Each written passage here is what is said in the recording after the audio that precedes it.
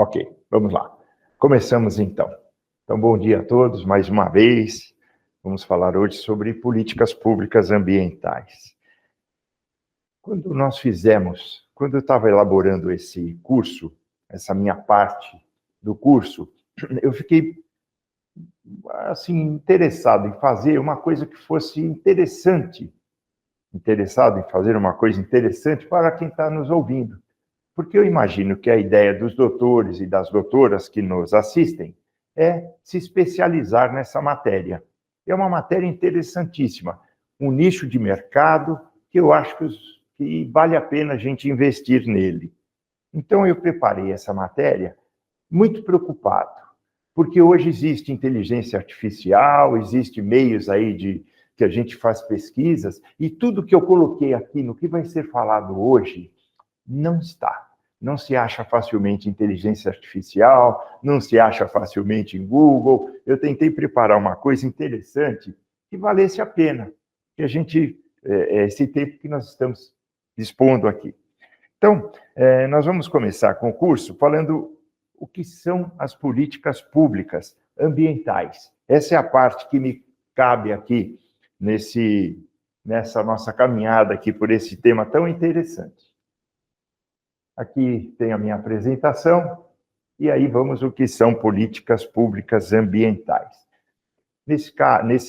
Eu gostaria de fazer assim um parênteses no nosso encontro, explicando que o direito ambiental ele é interessante para nós advogados. Eu mesmo tive um caso recentemente, até saiu na TV, naquele programa da Record, no Domingo Espetacular. Se os doutores e as doutoras que assistem quiserem fazer saiu no Domingo Espetacular o caso do louro e um papagaio.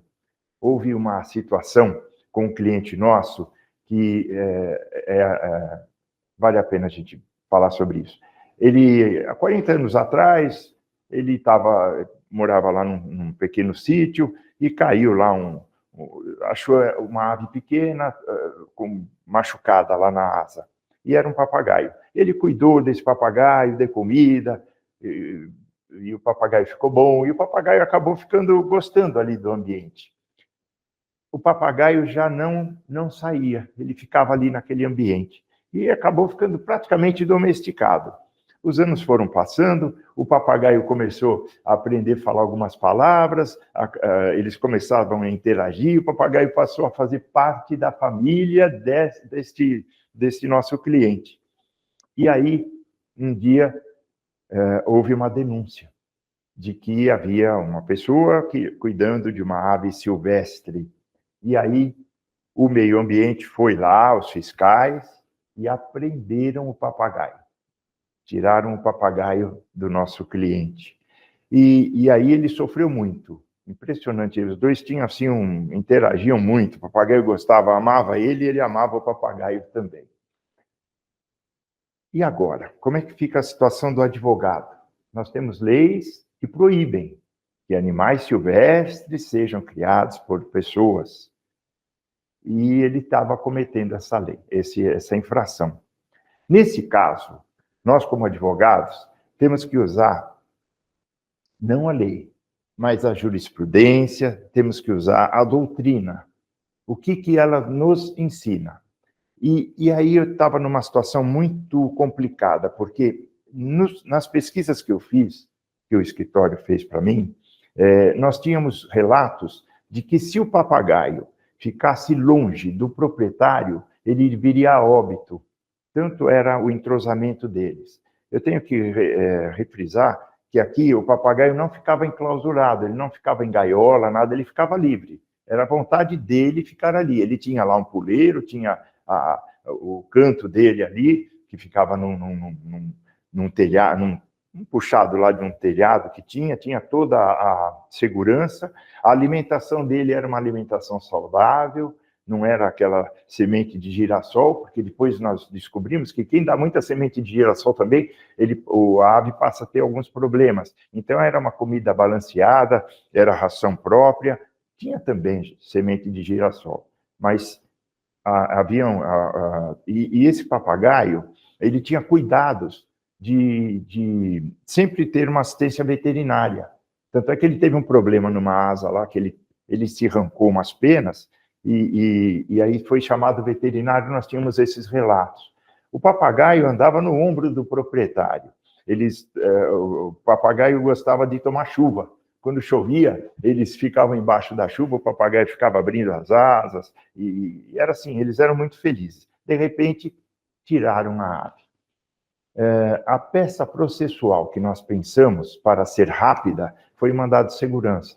E nós entramos com mandado de segurança, requerendo a restituição da ave para o proprietário. E conseguimos eliminar, e a ave foi reinserida na família. Voltou para a casa dela. Foi até uma reportagem muito bacana.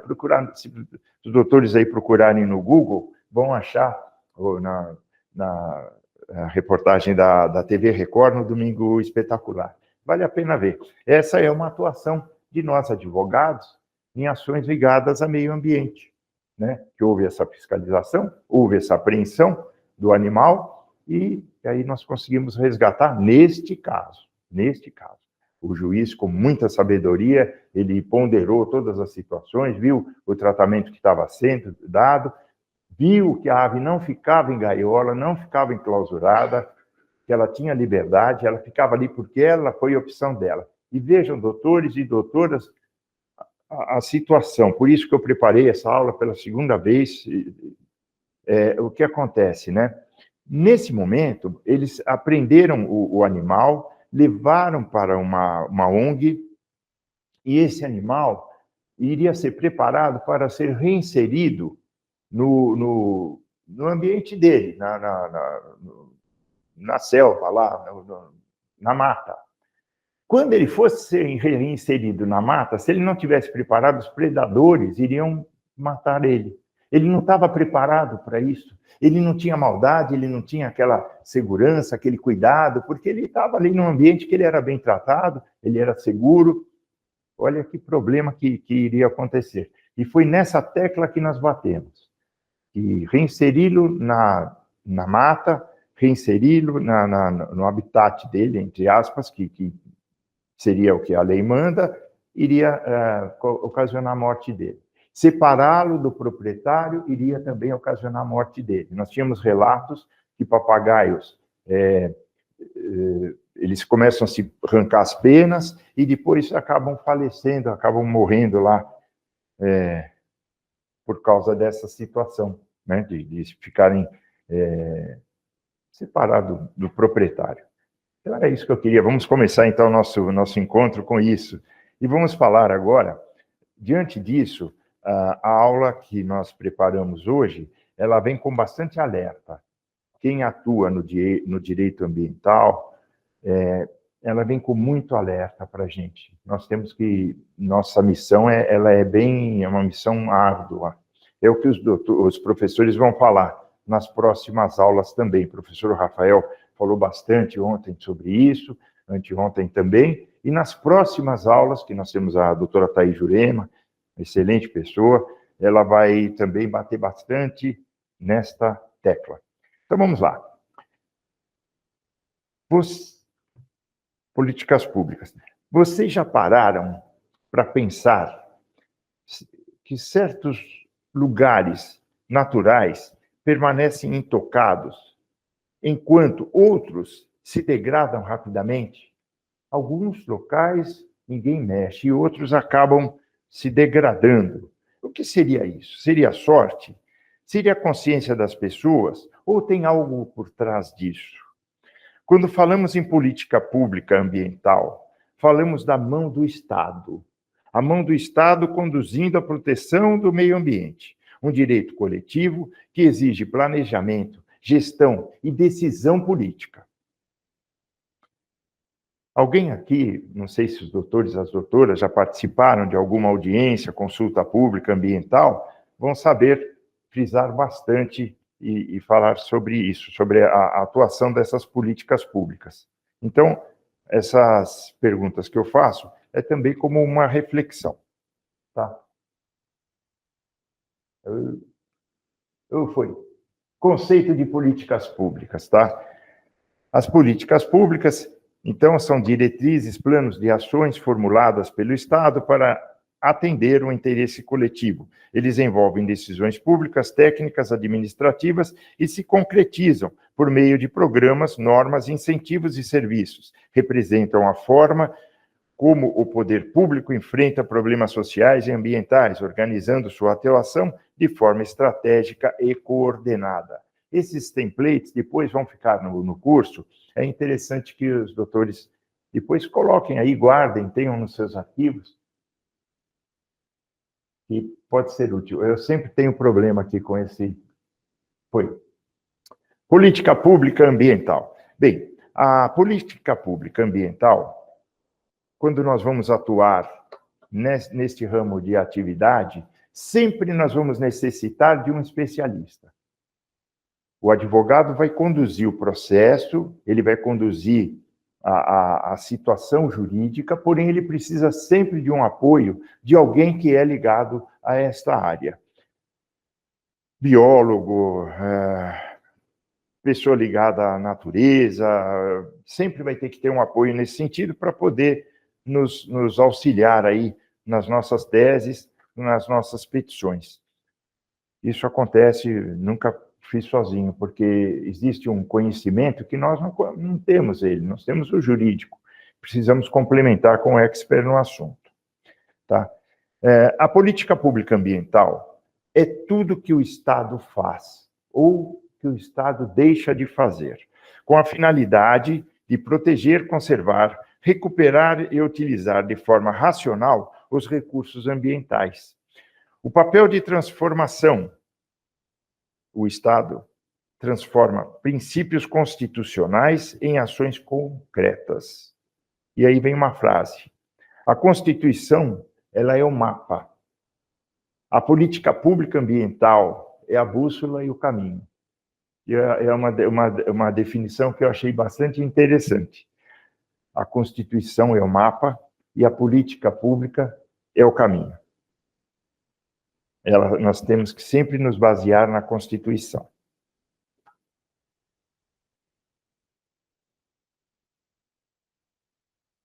Ah, não, fica para frente. Ok. O artigo 225, sempre nós vamos estar falando em Constituição, ele fala dos direitos fundamentais e o dever estatal. As obrigações constitucionais nos incisos do artigo 1º, do parágrafo 1º do 225, é muito importante, e não se trata de um programa político, e sim uma norma de aplicação imediata. Tá? A política pública ambiental é dever legal e não é uma faculdade. Um exemplo de reflexão que a gente tem, que eu trago sempre com muita tristeza, né, que é o desastre de Brumadinho. O que aconteceu ali? Houve alguma omissão? Houve omissão da política? Houve omissão administrativa? É a reflexão que a gente faz sobre a atuação do Estado e da...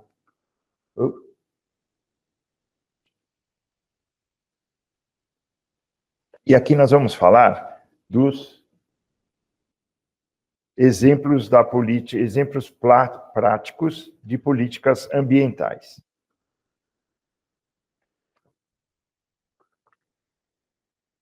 Os exemplos que nós temos são os exemplos das políticas ambientais podem ser normativos regulatórios. Ele é ligado com leis, com resoluções, com Código Florestal. Sempre nós vamos usar como base o Código Florestal. Planejamento e gestão.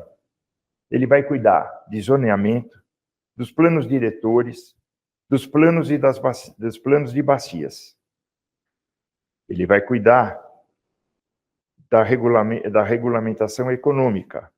Como é que funciona o impacto econômico no direito ambiental? Ele vem através de tributos verdes, PSA e incentivos fiscais. Nós vamos, depois, o que eu acho interessante nesse ramo é que tudo tem siglas. Então, a gente vai ter APP, PSA, e eles sempre são utilizados siglas. Nós vamos mais para frente falar sobre elas, ok?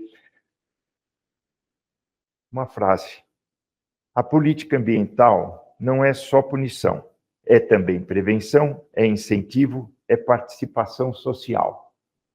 Isso é importante a gente ter. E vamos aos exemplos práticos. Nós falamos aqui da PNMC, Política Nacional sobre Mudança do Clima.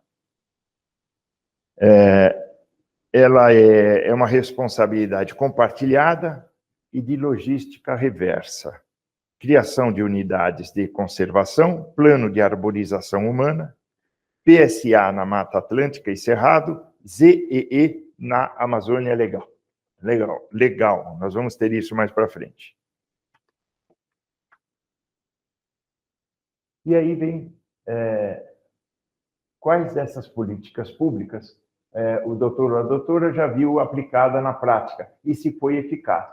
Aqui estão os exemplos de políticas públicas que eles colocaram à disposição e tentaram aplicar. Em algumas cidades, eu não sei de onde os doutores são, mas por esse Brasil a gente tem visto, principalmente na região norte e nordeste.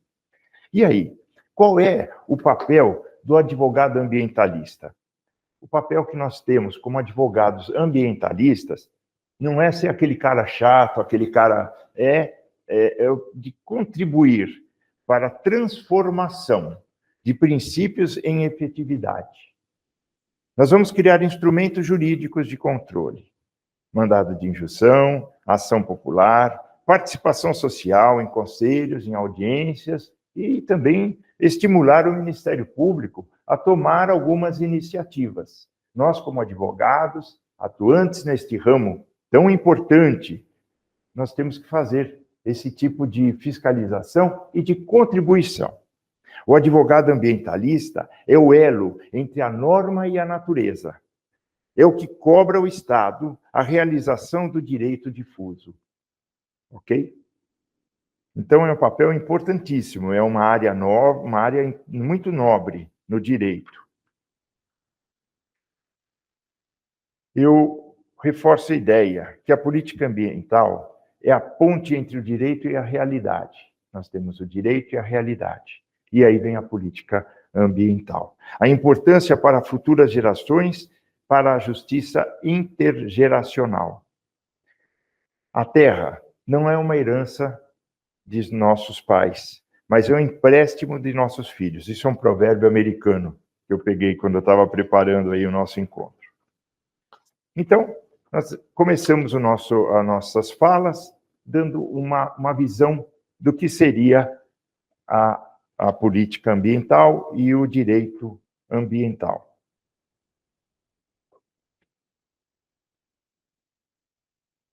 E aí nós entramos na parte da implementação e ciclo das políticas públicas ambientais.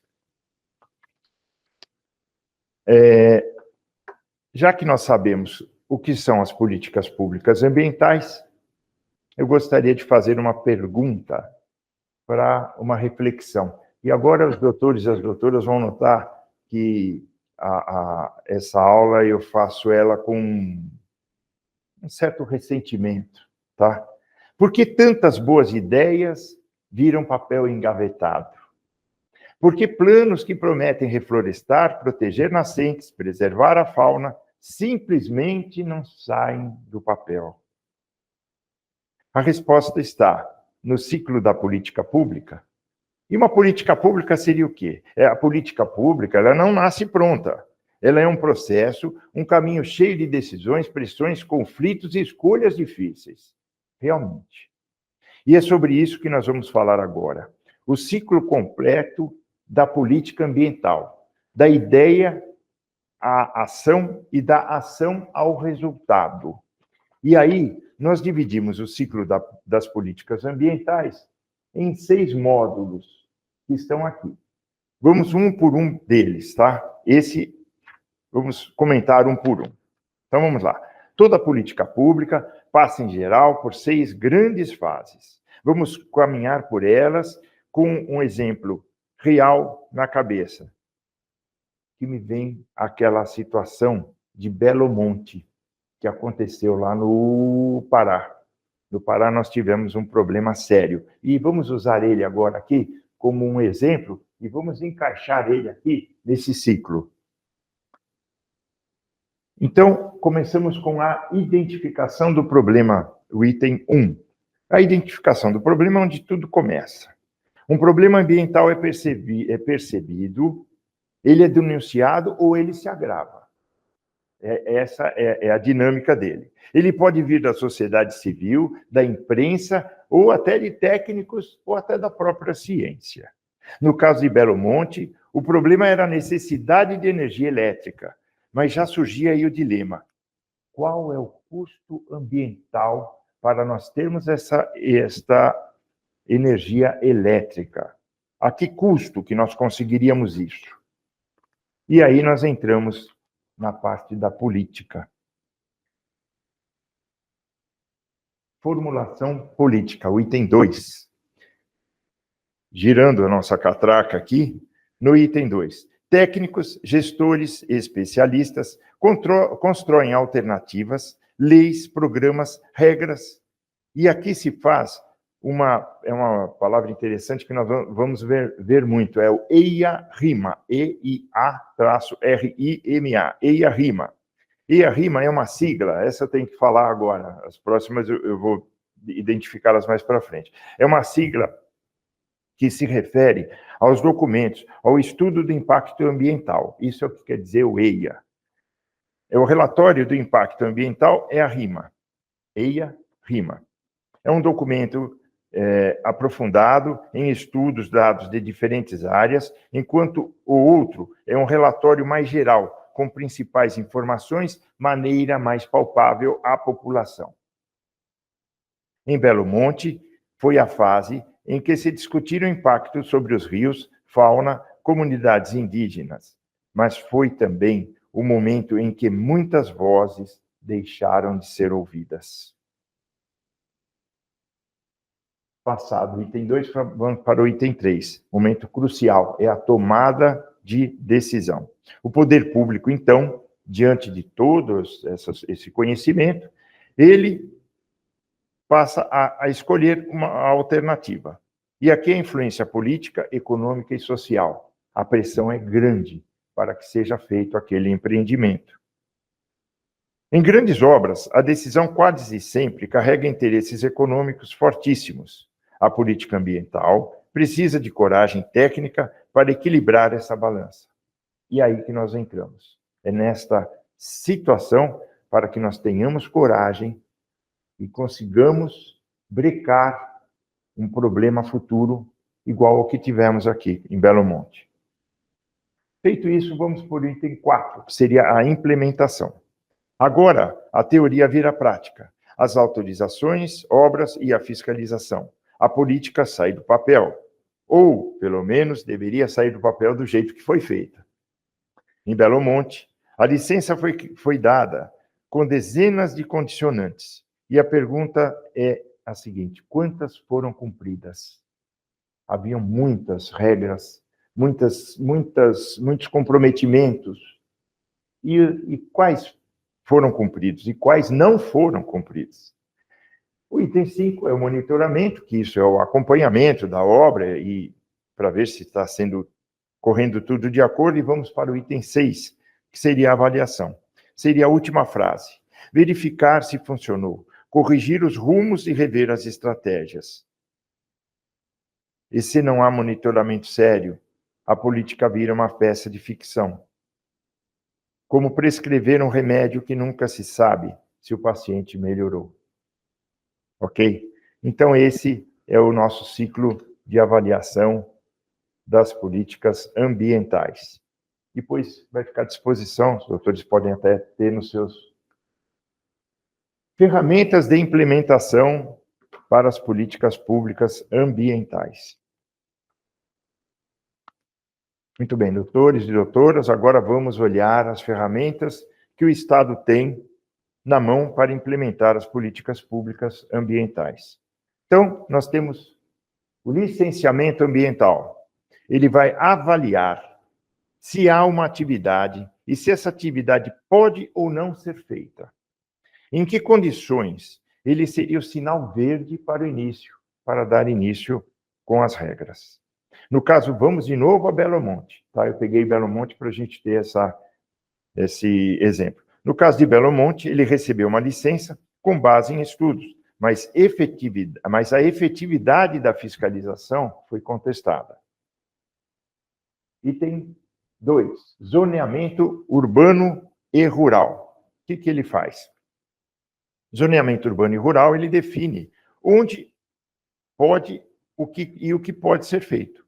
Fundamental para evitar ocupações nas APPs, que são áreas de risco ou desmatamento predatório. Ele propõe o PSA. PSA. O que seria o pagamento do PSA?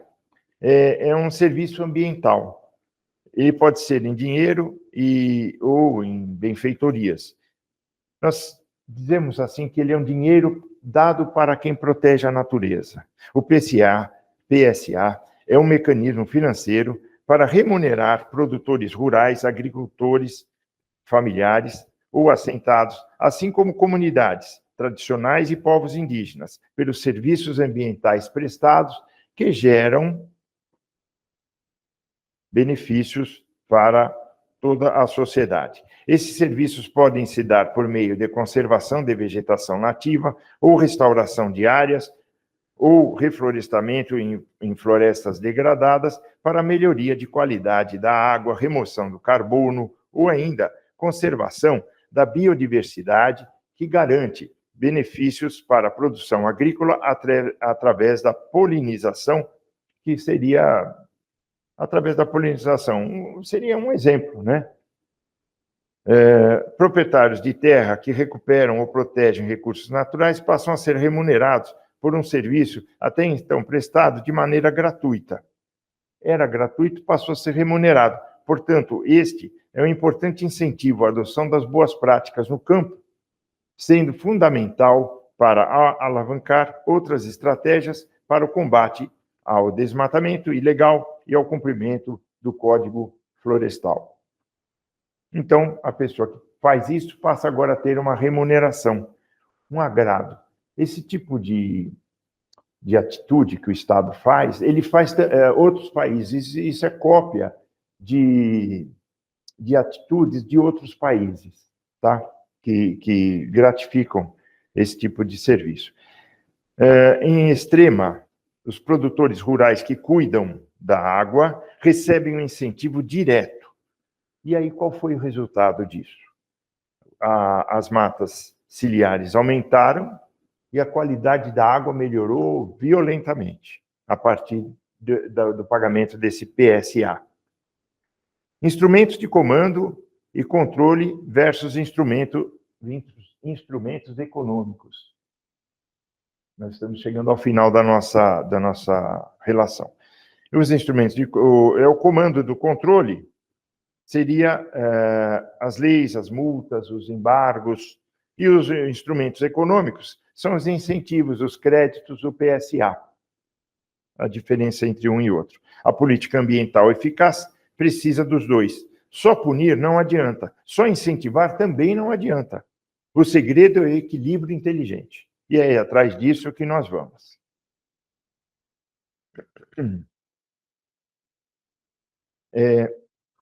Os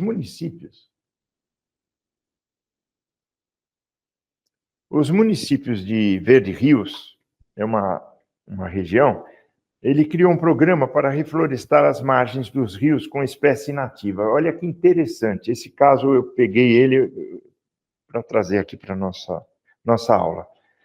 Em Verdes Rios, eles precisavam reflorestar as margens dos córregos e dos rios. E aí eles pegaram espécies nativas, pegaram árvores e plantaram ao redor. A política foi lançada com muito entusiasmo, teve mídia, todo mundo ficou interessado. Mas 2 anos depois, bastaram apenas 2 anos, as mudas estavam mortas, as áreas estavam abandonadas e os produtores estavam desmotivados. E aí? Vamos pensar agora que pode ter acontecido? O que ocorreu nessa região? Em que parte esse ciclo falhou? O que faltou para a implementação funcionar? Que ferramentas poderiam ter sido usadas para um melhor aproveitamento? Então, aí, realmente, eu quero crer que houve, na minha concepção, falha na implementação e no monitoramento, lembra daquela parte anterior? Faltou assistência técnica e pagamento pelos serviços ambientais, talvez um estímulo com o PSA, com essas coisas. E aí, seria o que nós podemos fazer para recuperar essa atitude? A proposta seria criar um incentivo financeiro e uma capacitação e um sistema de acompanhamento. Aí conseguiríamos obter o êxito nessa situação que teve lá em Verdes Rios, que ele criou esse programa de reflorestamento que não deu certo. Esta é a atitude que nós teríamos fazendo um termo de ajuste de conduta, como advogados, participando lá das comissões e tentando implementar lá para que seja realizado esse sonho, né? E proteja a nossa natureza. O ciclo de política pública ambiental, ele nos ensina que não basta ter uma boa ideia. É preciso vontade política, tecnicamente competente, participação social e acompanhamento constante. Como advogados, somos parte desse ciclo. Somos quem denuncia a omissão. Somos quem exige a implementação. Somos quem cobra os resultados. Por isso, eu deixo aqui uma reflexão para os colegas, aí, para os doutores e para as doutoras.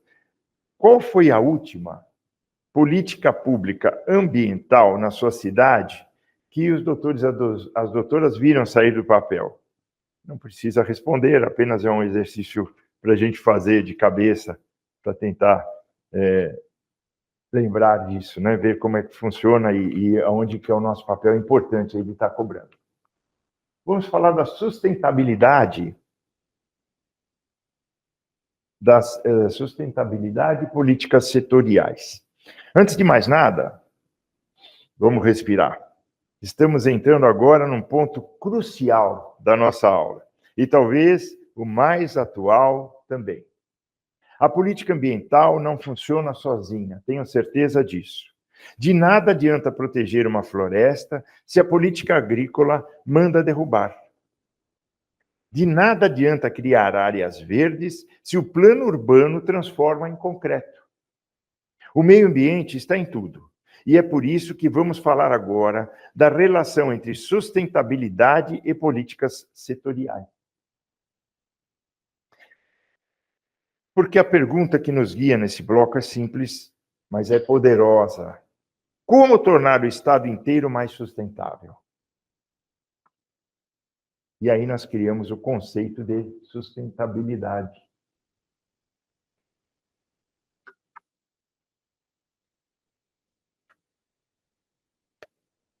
Durante muito tempo,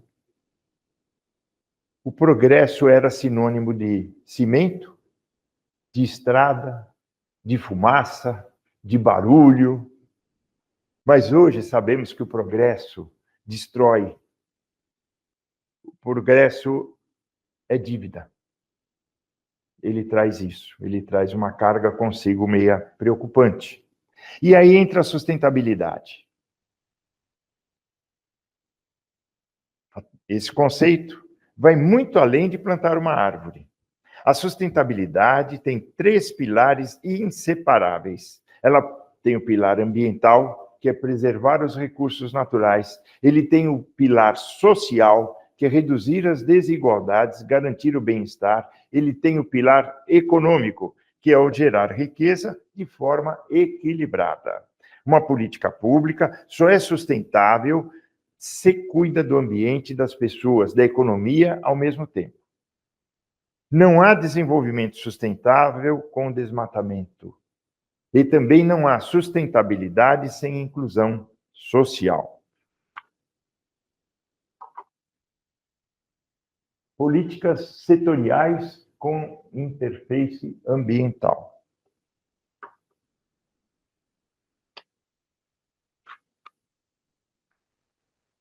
O grande desafio da sustentabilidade é fazer com que todos os setores do governo se unam. Não só o Ministério do Meio Ambiente, não só os demais órgãos. Todos trabalhem juntos e trabalhem com esse olhar. Vamos ver se isso acontece, ou deveria conceder, se isso acontece, ou deveria acontecer em algumas áreas. Política florestal. Exemplo.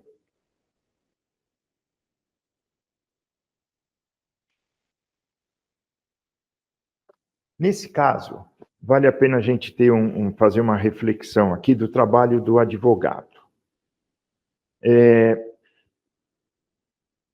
Nós temos nós somos advogados e temos uma situação de um rio que corre numa determinada cidade. Eu estou criando aqui uma situação. E aí, faz-se necessário a colocação de uma ponte. Se nós formos ver o artigo 3º do Código Florestal, eu acho que é o inciso 3 ou 5, agora desculpe, mas eu lembro que era o 3º. Ele fala da preservação dos rios e da vegetação rasteira, fala dos mangues e tudo. Mas ele diz que os rios, ele dá umas delimitações assim, de 0 a 10 metros de largura, você tem que deixar 30 metros dos lados, sem edificar, sem fazer nada. Se o leito do rio é até 30 metros, aumenta para 50. Se o leito, e por aí vai, ele vai fazendo uma escala de proporcionalidade. Mas para que nós coloquemos uma ponte neste rio, nós vamos ter que trabalhar em cima dessa área de preservação.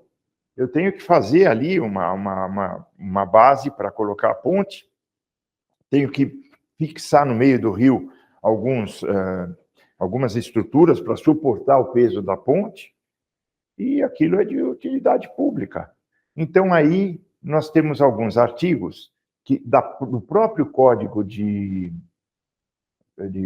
Código Florestal, que ele vai nos dar essas aberturas, ele vai nos dar, aí o advogado, ele pega os impactos ambientais que isso vai trazer, através do expert no assunto, e prepara lá o seu pedido.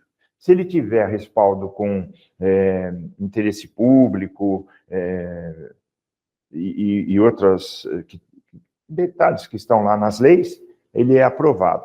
O mesmo acontece com as minerações. Percebe? Existem vegetações que não podem ser mexidas, que estão nas montanhas, nos barrancos, né? Não pode mexer, porque aquilo, numa chuva, pode descer tudo, pode trazer um problema sério. Mas a lei também, esse código nosso, ele vem bem benevolente para isso. Ele tem algumas situações que ele nos permite. Por exemplo, eu tenho ali uma montanha grande, ela tem 1.800 metros de altura, e nessa montanha a lei é muito clara, eu não posso mexer nessa vegetação, porque ela serve de calço, para que ali não desbarranque. Mas, se a gente fizer uma perfuração nessa montanha, nós vamos tirar uma camada de terra e vamos chegar num mineral interessante. Vamos encontrar ali um carbonato de cálcio, um carbonato de magnésio, e isso, depois de beneficiado, vai ser matéria-prima para tinta, para sabonete, para pasta de dente, um monte de outras coisas. Aí é permitido. É permitido que se tire toda aquela vegetação de cima, que se faça uma limpeza nessa pedreira, e aí é o papel do advogado, eu já tive situações dessa. E aí o meio ambiente permite que se faça essa exploração. Mas e aí, a pergunta que fica, né? E como vai ficar essa vegetação que eu tirei ela da natureza para a exploração do mineral? E o que eu devo fazer? Aí vem um ajuste de conduta. Eu vou ter que devolver essa vegetação de alguma outra forma.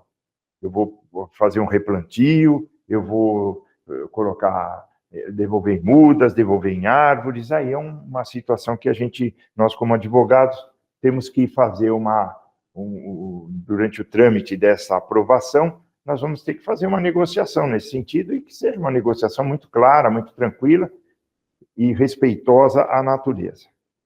Ok? Então vamos lá, continuando. O grande desafio da sustentabilidade é fazer com que todos os setores do governo interajam juntos, né? Na política agrícola, o Código Florestal é o que legisla, é o que atua na política agrícola. Ele exige reserva legal, APPS, cadastro ambiental rural, plano ABC+, que incentiva os agricultores de baixo carbono. Aqui é o desafio, ele está em equilibrar a produção de alimentos com a conservação ambiental. Não adianta nada a gente produzir alimento e estragar o meio ambiente. O produtor não é o vilão, mas precisa ser orientado, fiscalizado, incentivado. Produzir, sim, destruir, não. Essa é a política deles. A política energética, incentivos à energia solar e eólica, redução das dependências de fontes fósseis. O Brasil tem uma matriz energética relativamente limpa, mas ainda há forte pressão por grandes hidrelétricas, como aconteceu no caso de Belo Monte. E aí eu deixo a pergunta, podemos avançar com menos impacto? Sim, já temos tecnologia para isso. Então é tranquilo que a gente o faça. Eu estou aqui tentando lembrar de um caso que eu tive, que eu gostaria de passar, mas até o fim da aula a gente fala sobre ele, que é super interessante, é sobre isso. Sim, lembrei. No curso anterior, que nós estávamos aqui falando, e a matéria eram contratos imobiliários. O doutor lembra, né? Teve nesse curso, né? Contratos imobiliários. E eu lembro que eu estava pedindo muita atenção para o advogado, para o colega, para que, num contrato de compra de área rural, tirasse certidões específicas sobre a área que estava sendo negociada, que haviam alguns riscos. E aí o pessoal até falou, poxa, mas eu já tenho o registro de imóveis, eu já tenho a certidão de protesto, já tenho certidão que o proprietário é idôneo. O que o senhor está querendo falar? Existem alguns riscos que a gente corre ligados ao meio ambiente. Por exemplo, eu tenho uma fazenda, desmatei, cortei todas as árvores, mexi com o meio ambiente, fui autuado. O trâmite dessa autuação, ele tem uma certa demora. E aí, nesse meio tempo, eu vendi para o doutor Adilson minha fazenda. O doutor Adilson comprou lá minha fazenda e recebi lá o dinheiro e fui embora. Fui morar até em outro país. Na lei ambiental, o doutor Adilson, ao comprar a fazenda com um auto de infração de desmatamento, ele é responsabilizado por essa atitude que eu tive. Não criminal não, mas de recompor a natureza, de devolver os danos criados ao meio ambiente, isso tudo fica para o adquirente, mesmo sem ele ter feito. Tá? Então, é um detalhe que eu acho interessante pontuar aqui para os doutores e as doutoras, para ter uma noção da força do meio ambiente, da força do auto de infração, da força do estrago à natureza que pode ocasionar. Ok? Vamos lá. Continuando. Ainda fazendo parte desta integração, vamos falar da política urbana. Política urbana é o estatuto da cidade. É a mobilidade urbana sustentável, que ela cuida de transporte público, ciclovias, planejamento que respeita o meio ambiente urbano. Novamente, nós vamos falar do desmatamento. Os doutores e as doutoras podem ser convocados, chamados para uma situação. Vamos imaginar aqui, hipoteticamente, que eu tenho lá uma área e eu preciso passar uma estrada.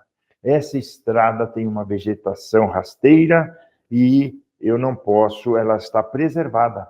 É uma área de preservação permanente. Não posso abrir essa estrada. E essa estrada é necessária. Essa estrada vai trazer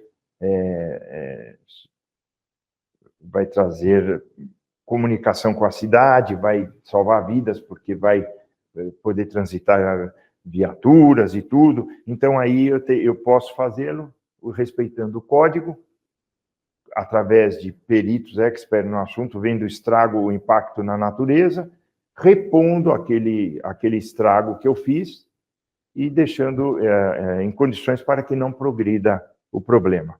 Então, o doutor, a doutora, já viu um bairro cheio de prédios sem árvore? O que seria isso? É um urbanismo sem alma. A cidade sustentável é aquela que oferece qualidade de vida, respeita o ecossistema urbano. Políticas de infraestrutura. Rodovias, ferrovias, portos, concessões. Esse assunto que eu falei seria mais cabível agora. Então, nós temos que avaliar o impacto socioambiental. A obra grande tem que vir com responsabilidade maior. O PAC, por exemplo, trouxe avanços, mas também impactos ambientais e sociais profundos. O custo ambiental foi compensado? O povo atingido foi ouvido? Essa é a pergunta que a gente faz quando nós participamos aí de algum empreendimento nesse sentido.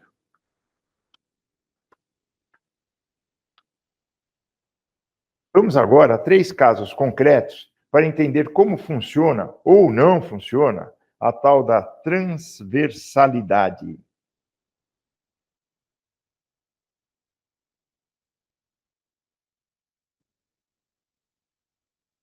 Só um minutinho que eu me perdi aqui, que eu estava falando sobre um assunto.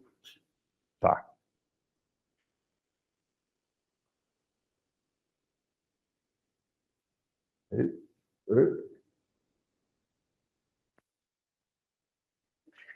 Agora, eu vou deixar essa pergunta em aberto e nós vamos fazer uma parada de meia hora para um café, tá? Eu teria que parar às 10, mas vamos falar sobre vamos falar da intersocialidade. 3 casos concretos. Só para terminar, depois a gente vai para o café e deixa essa pergunta para os doutores. Para entender como funciona. O PAC, ele fala dos impactos socioambientais. Pressa para executar as obras, baixo diálogo com populações locais, que é o que aconteceu na hidrelétrica de Amazonas, nas ferrovias, nas áreas sensíveis. Então, quando o planejamento ignora o meio ambiente, a conta chega com atraso. E aí o que acontece? Desastre e a judicialização. Segunda situação, plano ABC, agricultura de baixo custo. Exemplo, a política setorial com foco ambiental, ela estimula práticas sustentáveis no campo de plantio direto, integração lavoura, pecuária e floresta, incentivos financeiros, orientação técnica. Aqui nós temos o tripé da sustentabilidade funcionando, que seria a produção, renda e conservação. E a mobilidade urbana sustentável, criação de ciclovias, corredores de ônibus, redução de emissões e melhoria de qualidade de vida. Nesse caso, a cidade sustentável se constrói com a política pública inteligente que pensa no coletivo. Isso também é ligado à política ambiental. A verdade é que a política ambiental sozinha não dá conta. Precisamos de um Estado que pense, que atue de forma integrada, mas isso não é fácil. Porque nós temos várias barreiras. Quais seriam as barreiras? Burocracia, fragmentação entre as secretarias, falta de diálogo entre os setores, pressões econômicas e políticas, falta de formação ambiental nos setores públicos. Quando a Secretaria dos Transportes ignora a pasta ambiental, a cidade sofre. Quando a política agrícola ignora a questão climática, o produtor sofre. Quando a interação entre setores entra, não é luxo, é necessidade para uma sobrevivência. A sustentabilidade, meus caros, não é uma disciplina isolada, é um princípio de gestão pública. Se o meio ambiente está em tudo, nós, como juristas e advogados, temos que estar em tudo também. Precisamos entrar na política urbana, na política agrícola, na política energética. Precisamos garantir o direito ambiental, que não invada o orçamento, os planos plurinaturais e as decisões de investimento.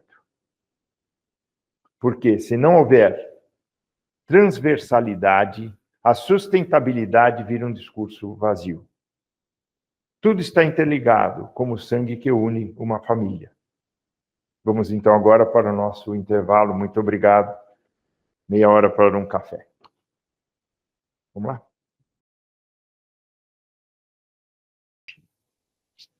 Olá, pessoal. Vamos lá. Vamos pegar agora, estamos nos momentos finais. Sejam bem-vindos de volta. Agora, a nossa aula vai levantar voo. É a hora que nós vamos começar agora a fazer o fechamento de tudo que foi falado até agora. Porque até aqui nós falamos do que é política ambiental, como ela funciona, como ela se formula, onde ela se aplica, onde ela se conecta com os outros setores. Foram o que nós falamos até agora. Mas agora vem a pergunta que decide tudo. Quem governa o meio ambiente no Brasil e como ele governa? E agora nós vamos estudar como é que funciona essa governança da política ambiental. Quem fiscaliza? Quem cobra? Quem decide se a obra pode ou não pode acontecer? Agora entra o trabalho do advogado. Quem protege o cerrado? Quem protege os manguezais? Quem protege as nascentes? E mais, como o nosso modelo se compara ao que acontece na Europa, nos Estados Unidos, na Costa Rica, em outros países? É o que nós vamos ver daqui para frente, no decorrer desta aula.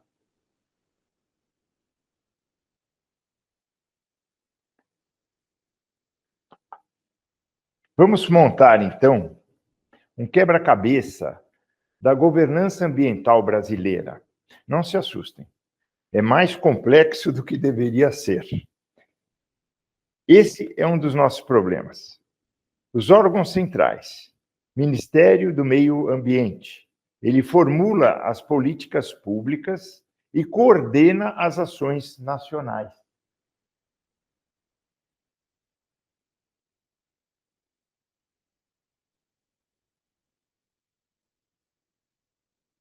IBAMA, ele é o executor, é o fiscalizador, licenciador em nível federal. ICMBio, ele é responsável pelas unidades de conservação. ANA, ele faz a gestão dos recursos hídricos. CONAMA, órgão colegiado normativo e preparativo. Esses órgãos formam uma engrenagem. Nas muitas vezes, cada um gira para um lado. Seria o quê? Falta de coordenação ou interferência política? A atuação do Ministério Público e do Judiciário. Aqui está um diferencial do nosso sistema. O Ministério Público e o Judiciário são autores e atores protagonistas da governança ambiental. O Ministério Público, ele cobra a execução dos trabalhos. Ele move ações civis, ações públicas. Ele firma termo de ajustamento de conduta. Já o Judiciário decide os embargos, impõe obrigações e interpreta os princípios ambientais. Viram a diferença? Ministério Público e o Judiciário. Mas cá entre nós, será que deveríamos depender tanto do Judiciário para fazer a política pública, a política ambiental funcionar? Participação social também é um setor de atuação. Ele cria conselhos como CONAMA, audiências públicas, consultas públicas em processos de licenciamento. A democracia ambiental é linda no papel, mas muitas vezes o povo só é chamado para aplaudir a decisão depois de tomada. Princípios da governança ambiental. Toda boa governança se guia por princípios. No Brasil, nós temos alguns que são muito fortes. Inclusive, em nossa Constituição e na jurisprudência também. Precaução. Sempre agir, mesmo diante se tiver uma incerteza científica. Prevenção. Evitar o dano antes que aconteça. Poluidor, pagador. Quem causa dano, paga pela reparação. Desenvolvimento sustentável é o equilíbrio do crescimento e da preservação. Esses princípios são as bússolas jurídicas, mas uma bússola só não ajuda você, não ajuda se você souber onde você quer chegar. Você não sabe onde quer chegar, não adianta você ter a bússola. Então, esses princípios que eu falei, que é a precaução, a prevenção, poluidor pagador, desenvolvimento sustentável, é o que direciona. Agora nós temos que saber onde nós queremos chegar. Mecanismos de controle e desafios do modelo. Quais são? Mecanismos de controle. Relatórios feitos ao EIA-RIMA, os relatórios de impacto, fiscalizações ambientais, ações do Ministério Público, condicionantes de licenciamento, controles sociais feitos por ONGs e feitos por cidadãos. E aí vem os desafios da governança.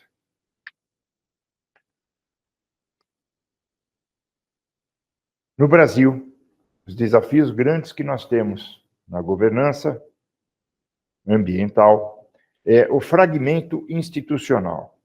Muitos órgãos e pouca integração. Outro desafio que nós temos que enfrentar: baixo orçamento, falta de pessoal, falta de estrutura e falta de tecnologia. Outro desafio: pressões políticas e econômicas. Decisões que favorecem o lucro em detrimento do ambiente. Essa é a pior de todas. E o problema não é só a lei, é a política. Muitas vezes, o órgão ambiental sabe o que precisa fazer, mas não pode. Ou porque não tem dinheiro, ou porque está sendo extremamente pressionado. Vamos ver agora um comparativo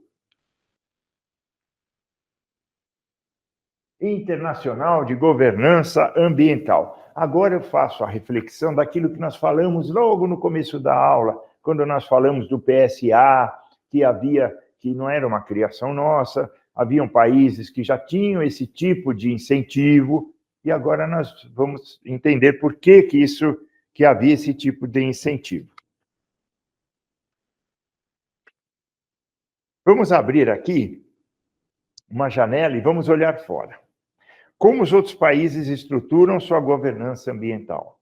O que podemos aprender? O que podemos adaptar à nossa realidade? A União Europeia, as diretrizes ambientais são comuns entre os países que compõem. O sistema deles tem metas obrigatórias e, se não cumprir as metas, tem sanções. Se comprometeu em fazer, não fez, vai pagar. Exemplo, diretriz de qualidade de água, metas nacionais que são obrigatórias. A União Europeia, quem descumpre regras ambientais, sofre sanções reais, inclusive financeiras. Há uma cultura de metas e responsabilidade compartilhada. Todos têm ciência do que está acontecendo e têm direito de cobrar. Já nos Estados Unidos, eles têm lá o EPA, que é um sistema federativo descentralizado. Ele tem um forte aparato técnico e jurídico, um alto índice de execução, de cobrança de execução e punição para quem não cumpre. O EPA não é só um órgão técnico, é um peso pesado e jurídico. Suas decisões têm respaldo, têm poder e consequências. Olha que interessante. E passamos para a Costa Rica, um país que aboliu o exército e investiu em conservação. O PSA, lembra o PSA que nós implementamos aqui? É lá também, esse foi copiado de lá. Ele é implementado nacionalmente. As florestas regeneradas, o turismo ecológico é forte, tem um alto IDH. A Costa Rica mostra que é possível desenvolver preservando. Tornou o meio ambiente uma forma atrativa, econômica e um símbolo nacional. Realmente, quem vai lá percebe que eles preservam muito a natureza. Então, nós vimos até aqui que o Brasil tem uma estrutura ambiental interessante, com princípios avançados, atores fortes, mas ainda falta integração, autonomia, recursos, cultura institucional. E olhando para fora, nós podemos ver que nenhum modelo é perfeito, mas todos têm algo a nos ensinar. E a pergunta que eu deixo, que a gente faz, o que podemos e o que devemos adaptar para melhorar a governança ambiental no Brasil? Governar o meio ambiente é governar o futuro. Quem ignora isso, governa só até a próxima tragédia.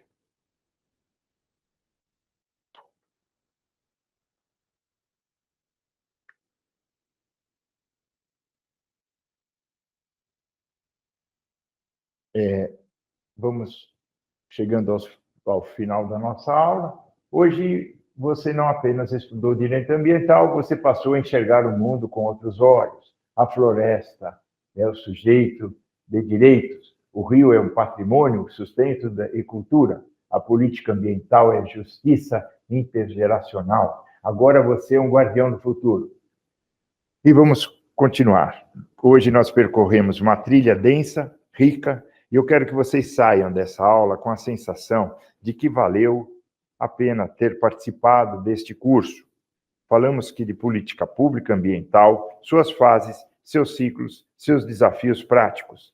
Depois mergulhamos na transversalidade da política ambiental. Falamos dos setores agrícolas, setor urbano, setor energético, e vimos que o meio ambiente não é uma bolha.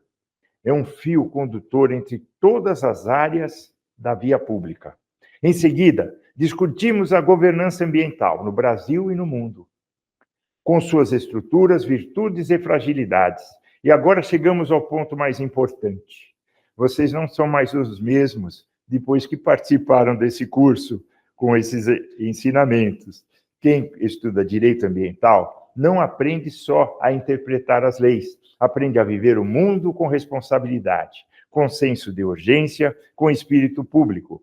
Hoje, os doutores e as doutoras começaram a enxergar que uma licença ambiental mal emitida pode custar uma tragédia, que uma floresta preservada não é obstáculo ao progresso, é condição para que ela exista, e que o jurista ambiental, antes de tudo, é um guardião do futuro. O direito ambiental é um campo em que o conhecimento salva ecossistemas, comunidades, culturas e gerações. E agora nós vamos fazer parte disso. Muito obrigado. Até a próxima.